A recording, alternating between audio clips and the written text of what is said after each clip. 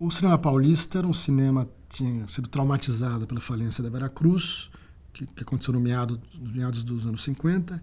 Depois houve um movimento ainda de certa continuidade da Veracruz, através da Brasil Filmes. Então, eram cinemas de estúdio, pesado, enfim, ainda antigo, digamos assim. O Rio logo se recicla em 54, 55, com o Rio 40 Graus do Nelson Pereira dos Santos, que dá um rumo, aponta. Não é para um cinema de estúdio que o cinema brasileiro vai avançar, portanto a Veracruz é passado, insistir com a Veracruz é inútil.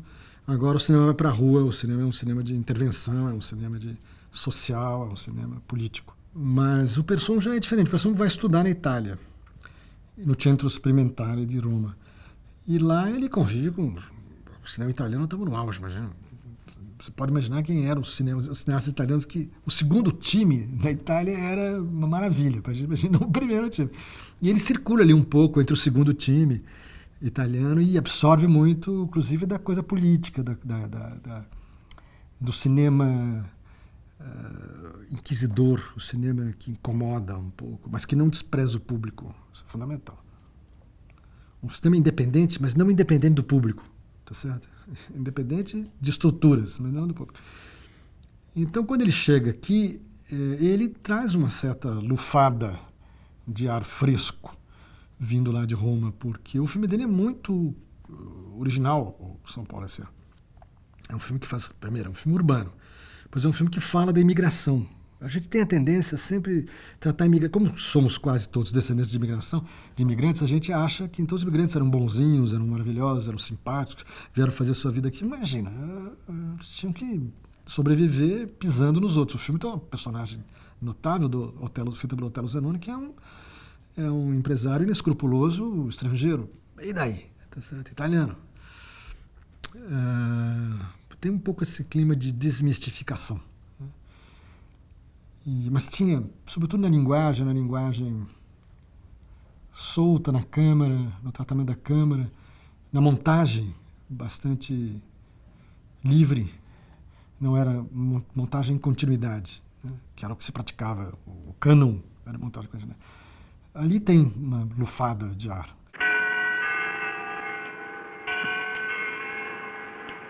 Parece que construímos para isso, Luciano. Nosso trabalho é recompensado. Caminhamos para a tranquilidade. Agora você pode descansar nos fins de semana, como sugeria a publicidade dos jornais. Não temos ainda o apartamento à beira-mar, mas podemos fazer nosso filho respirar o ar puro do campo. Arturo é o grande exemplo que você toma. Tudo que você deseja na vida é que eu seja como ele, não é mesmo? Arturo é bom, Arturo é rico, massacra seus operários, rouba quanto pode, tem grandes e desonestas ambições. Mas Arturo é um exemplo. Veja como trata seus filhos. Só quer o bem para eles. Fazer sua família feliz é tudo que Arturo deseja. O outro filme dele, que eu acho notável, é o Caso dos Irmãos Naves. Ele é notável por vários aspectos. Em primeiro lugar, ele é um filme muito político, muito habilidosamente político, em plena ditadura militar, em que a tortura existia. Ele recua no tempo, numa outra ditadura, e fala e mostra a tortura de uma maneira muito crua, que eu acho que o cinema brasileiro jamais mostrou. Que é claro que ninguém deixava de fazer alusão ao momento que vivia. Quer dizer, tudo bem, o filme estava montado numa moldura de época, muito bem feito, enfim, tudo que deve ser, mas a gente não, os filmes falam do momento em que são feitos, evidentemente. E a gente via aquele militar arbitrário e cruel, interpretado pelo Anselmo Duarte, como uma encarnação dos militares, tá certo? E a tortura que aqueles dois pobres coitados sofriam, uma tortura que os presos políticos sofriam, porque era claro que era para fazer isso.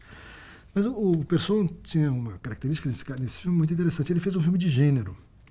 Portanto, já não é mais um cinema de autor tão marcadamente. É um filme de um gênero que no Brasil não se pratica, que é o gênero tribunal. E é um filme, então, que teve uma comunicação enorme, inclusive uma grande repercussão fora do Brasil. É um dos filmes brasileiros que mais repercutiu na década de 60 fora do Brasil. Em plena ditadura militar, em que as coisas eram muito fechadas, repercutiu muito e repercutiu no melhor sentido. Porque, primeiro, ele se deixava ver, isto é, era um filme acessível, porque praticava um gênero, o cinema é uma indústria de gêneros, tá certo? E ele, então, não teve prurido de praticar o gênero, praticou bem. Os atores estão admiravelmente bem dirigidos, ele era um bom diretor de ator, ele era ator também, né? Ele sabia muito bem dirigir atores, os atores estão todos muito bem. E, enfim, tinha a força política que um filme de denúncia direto não teria, porque, para começo de conversa, nem passaria, seria proibido. O filme não foi proibido. Deve ter desagradado, mas não foi proibido, não precisa ser proibido, era uma história verídica, né? De maneira que esse filme exibido hoje ainda repercute muito. O outro numa chave poética, esse numa chave realista política. Tem o réu alguma coisa a alegar a bem da sua defesa?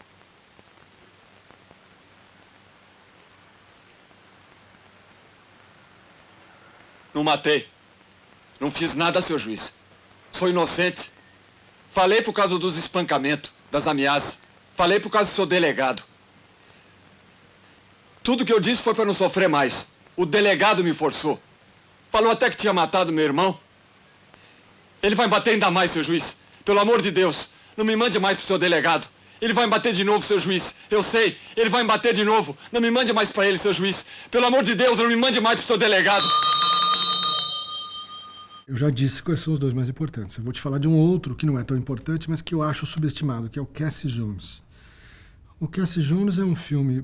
Essa coisa do person de sujar a mão, de partir para a realidade, é muito interessante. Naquela época era a época da ascensão da pornochanchada, da comédia erótica. E ele então vê o que está sendo feito e tal, percebe que ele pode fazer diferente e, de certa forma, melhor. E ele então vai sujar a mão com uma comédia erótica.